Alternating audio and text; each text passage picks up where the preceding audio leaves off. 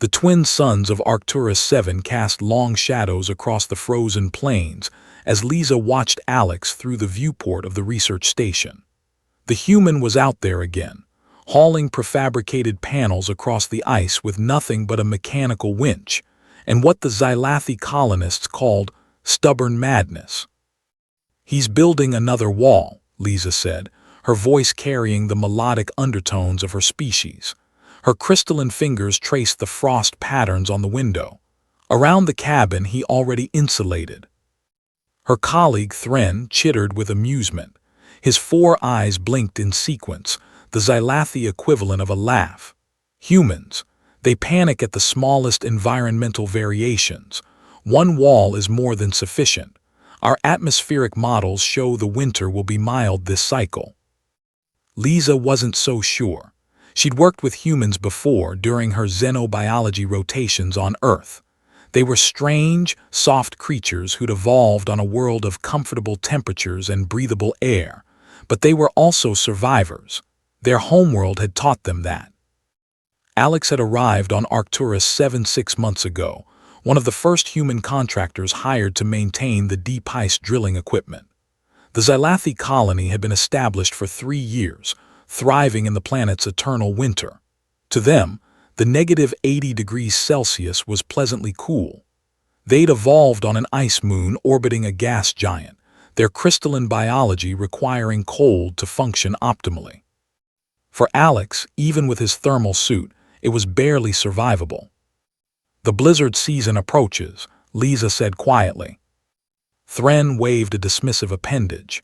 "The storms are nothing. We've weathered 2 cycles already. The human worries for no reason." But Lisa had read the data herself. Arcturus 7's orbit was elliptical, and this year they would pass through the aphelion, the furthest point from the twin suns. The models predicted mild weather because they were based on the previous 2 years, both of which occurred at perihelion. She tried to raise concerns with the colony administrator, but her warnings had been filed away as excessive caution. Humans, she'd learned, had a word for this: normalcy bias. Through the viewport, Alex finished securing another panel. The second wall now formed a complete barrier 3 meters outside his cabin, creating an air gap between the structures. He'd filled the space with loose insulation foam, scavenged from packing materials and expired supply containers. The other human contractors laughed too, Lisa noticed. They lived in the main research station with the Xylathi, in climate-controlled comfort. They called Alex paranoid. They said he was wasting his off hours on a project that made no sense. Alex didn't seem to care. The first warning came 3 weeks later. Lisa was analyzing ice core samples when the station's atmospheric alarm chimed, a polite notification, not an emergency. The temperature had dropped 15 degrees in 6 hours. "Unusual," Thren admitted, reviewing the data, but within acceptable parameters. By nightfall, it had dropped another 20 degrees. By morning, the twin suns barely penetrated the clouds that had rolled in from the northern ice sheets. The temperature had plummeted to -130 Celsius. "This is impossible," the colony administrator, Kresh, announced to the assembled research team.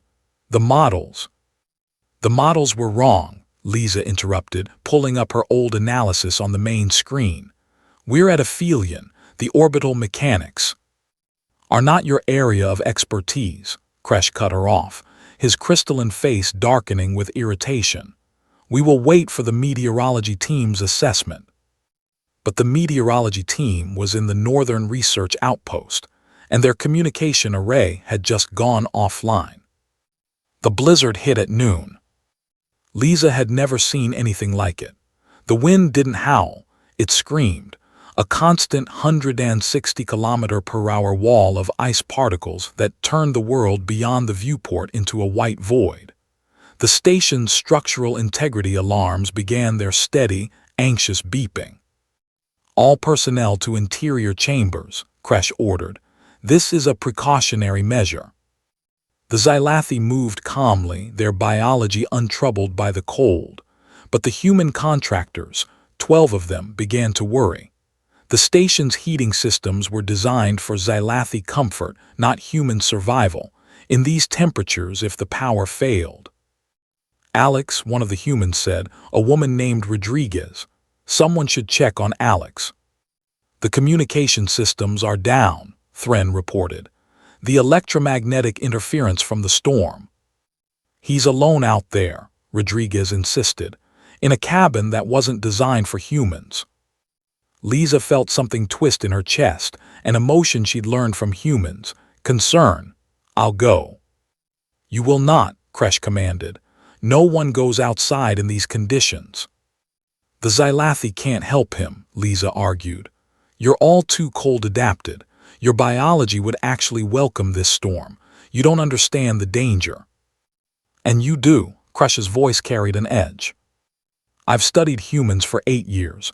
I know their thermal tolerances, if his heating fails. Then he made a poor choice, living separately from the station. Lisa felt her crystalline structure resonating with anger, a frequency that made the nearby Xylathi step back. He didn't make a poor choice. He made a different choice, and I'm going to check on him. She didn't wait for permission. The journey to Alex's cabin was only 200 meters, but it felt like kilometers. Even with her Xylathi biology, the storm battered at Lisa's crystalline form. Ice particles struck like bullets, and the wind threatened to throw her off her feet with every step. She followed the guide rope Alex had installed between the station and his cabin, another precaution the others had mocked. When she finally reached the outer wall, she almost wept with relief. The barrier blocked the worst of the wind, creating a pocket of relatively calm air. She found the entrance, a small airlock Alex had constructed, and cycled through. The space between the two walls was dark but noticeably warmer. The insulation foam had trapped a layer of air that provided significant thermal protection. Lisa made her way to the inner cabin door and knocked. Alex answered immediately, his face showing surprise. Lisa, what are you doing here? Checking if you're alive, she said, stepping into the cabin. The interior was warm, actually warm, at least by human standards. Alex had jury-rigged multiple heating elements, and the double-wall construction had created an effective thermal barrier. A monitoring screen showed the external temperature, minus 143 Celsius. Inside the cabin, a comfortable 18 degrees. I'm fine, Alex said, gesturing to his setup. Better than fine, actually. The cabin's holding up perfectly. Your walls, Lisa said. Everyone laughed. Alex shrugged. Where I grew up in northern Canada, we built root cellars with double walls. Same principle, create an air gap for insulation. Basic physics. Convection, conduction, radiation. Control those three and you control heat transfer. The others didn't think. The others are adapted to cold. They don't think about heat the way humans do. When you grow up where exposure means death, you learn to respect thermal dynamics. He paused. How's the station? Lisa hesitated, stressed. The heating systems are working at maximum capacity. The Xylathi are fine, but the human contractors are probably getting uncomfortable, Alex finished. He thought for a moment. How many? 12. This cabin won't hold that many, but the principle will work. If they can build barriers, create air gaps. He moved to his computer terminal, pulling up structural diagrams. The station has emergency supplies, prefab panels, insulation foam. If they section off part of the interior, create a double wall around the human quarters.